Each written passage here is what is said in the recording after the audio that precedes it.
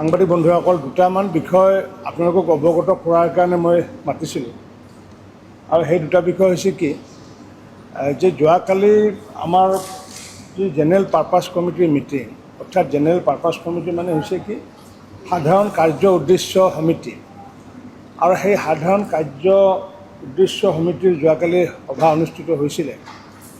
আৰু সেই সভাত আমাৰ উপস্থিত আছিলে, মোৰ লগতে উপস্থিত আছিলে parliamentary affairs minister Piyush Hazarika, মন্ত্ৰী কেশৱ মহন্ত, বিৰোধী দলপতি ৱাজিদ আলী চৌধুৰী, কমলেক্ষ দেৱ পুৰকাষ্ট, চক্ৰধৰ গগৈ, ডক্টৰ জয়প্ৰকাশ দাস, শোভাৰাম বসুমতাৰী, শ্ৰী বিকন চন্দ্ৰ দাস, এই 9জন উপস্থিত আছিলে। আৰু এই 9জনীয়া সভাত যোৱাকালি আমি সিদ্ধান্ত লৈছোঁ যে আমাৰ ইয়াতে প্ৰচলিত হৈ থকা যি আমাৰ অসমীয়া, ইংৰাজী, বড়ো ভাষাৰ লগতে হাউচৰ ভিতৰত আমি ইন এডিশ্যন এই 3টা লেংগুৱেজৰ লগতে আমি হিন্দীটো কালি নতুনকৈ আমি ইণ্ট্ৰডিউচ কৰিছোঁ। আৰু যিহেতু এটা সিদ্ধান্ত তেনেকুৱা লোৱাৰ আগে আগে জেনেৰেল পাৰ্পাছ কমিটি মিটিং মাতিব লাগে, গতিকে আমি এতিয়া আপোনাৰ বিধানসভাৰ ভিতৰত তাত মানে পূৰ্বতে আছিল 3টা লেংগুৱেজ আছিলে, হিন্দীটো নাছিলে। আৰু যিহেতু হিন্দী এটা ৰাষ্ট্ৰভাষা, গতিকে ৰাষ্ট্ৰভাষাক আমি সন্মান সকলোৱে জনোৱা উচিত, যাৰ কাৰণে আমি হিন্দীটো নতুনকৈ প্ৰৱৰ্তন আমি কৰিছোঁ। আৰু এই 4টা ভাষাৰ আমাৰ যি পূৰ্বতে যি নামাকৰণ আছিলে, ALA টিভি বুলি আমাৰ নামাকৰণ আছিলে, ALA টিভিটো আমি অসম বিধানসভা টিভি বুলি আমি নামাকৰণ কৰিছোঁ। প্ৰথমতে আছিলে ALA লাইভ।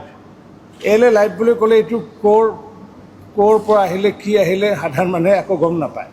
ALA লাইভ বুলি লিখা থাকে তাতে। সেইকাৰণে আমি কৈছোঁ কি যিটো অসম বিধানসভা আমি টিভি বুলি আমি নতুনকৈ ইণ্ট্ৰডিউচ কৰিছোঁ এইটো। আৰু এইটোও কালি জেনেৰেল পাৰ্পাছ কমিটিৰ সভাত অনুমোদন লোৱা হৈছে। আৰু এইটোতো আমাৰ যি 4টা লেংগুৱেজ, 4টা লেংগুৱেজৰে যি আমাৰ স্কলিং ট্ৰলিংবোৰ যিবোৰ আহি থাকে, তাতো 4টা লেংগুৱেজতে, পূৰ্বতে 3টা লেংগুৱেজত আছিলে, এতিয়া 4টা লেংগুৱেজতে হ'ব। 3 নম্বৰ আছিলে কি যে আমাৰ যিটো লগটোতো আমাৰ যি পূৰ্বতে 3টা লেংগুৱেজ আছিলে, আৰু এইবাৰ তাতো 4টা লেংগুৱেজ থাকিব।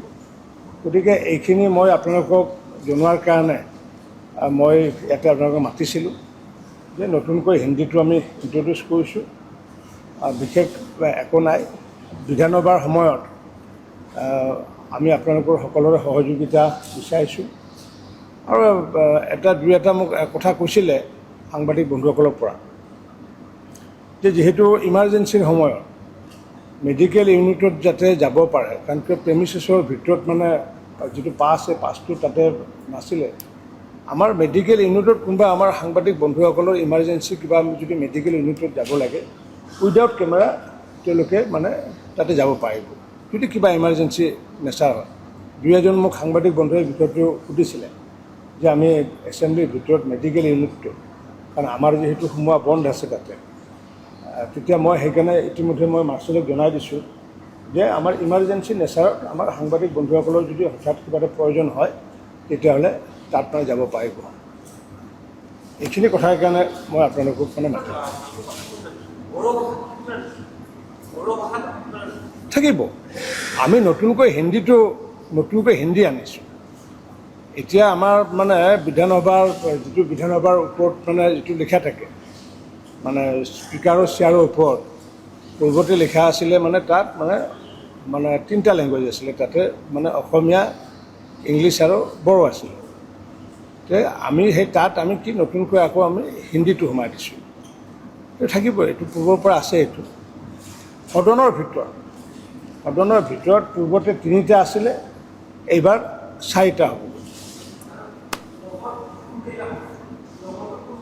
লগতো থাকিব, লগতো যিহেতু সদনৰ ভিতৰৰ বস্তু, 4টা থাকিব।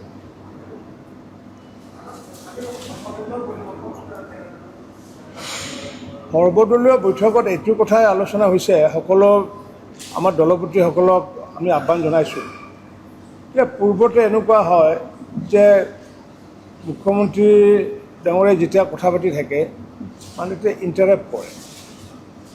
সাধাৰণতে মই 11 চনৰ পৰা 16 চনতো মই বিৰোধী দলৰ বিধায়ক আছোঁ। আমি কিন্তু মুখ্যমন্ত্ৰী ডাঙৰীয়াই যেতিয়া স্পীচ দিয়ে সেই স্পীচ দিয়াৰ সময়ত কিন্তু আমি বিধায়কসকলে কিন্তু কেতিয়াও ইণ্টাৰাপ্ট নকৰোঁ, তো বক্তব্যৰ পিছত আমি হেৰি কৰোঁ। গতিকে বিধানসভাৰ মজিয়া চলি থাকে যে মুখ্যমন্ত্ৰীয়ে হয়তো উত্তৰ দি থাকে বা মন্ত্ৰীয়ে উত্তৰ দি থাকে, যে যিবোৰত উত্তৰৰ প্ৰয়োজন আছে বুলি ভাবে মুখ্যমন্ত্ৰী আৰু মন্ত্ৰীয়ে উত্তৰ দিয়াৰ প্ৰয়োজন আছে বুলি ভাবে ছাপ্লিমেণ্টাৰী, কাৰণ এনে ছাপ্লিমেণ্টাৰী হ'ব নোৱাৰে। যেতিয়া মিনিষ্টাৰে ৰিপ্লাই দিয়াৰ পিছত কোনো ছাপ্লিমেণ্টাৰী হ'ব নোৱাৰে। তথাপি আমি যিহেতু ৰাইজৰ কাম কৰাৰ কাৰণে আহিছোঁ, গতিকে কেতিয়াবা হয়তো তেনেকুৱা ছাপ্লিমেণ্টাৰী হয়তো সুধিব পাৰে, কিন্তু সেইটো মুখ্যমন্ত্ৰী ডাঙৰীয়াই ভাষণ দি থকাৰ সময়ত কোনো মানে সুধিব নোৱাৰিব।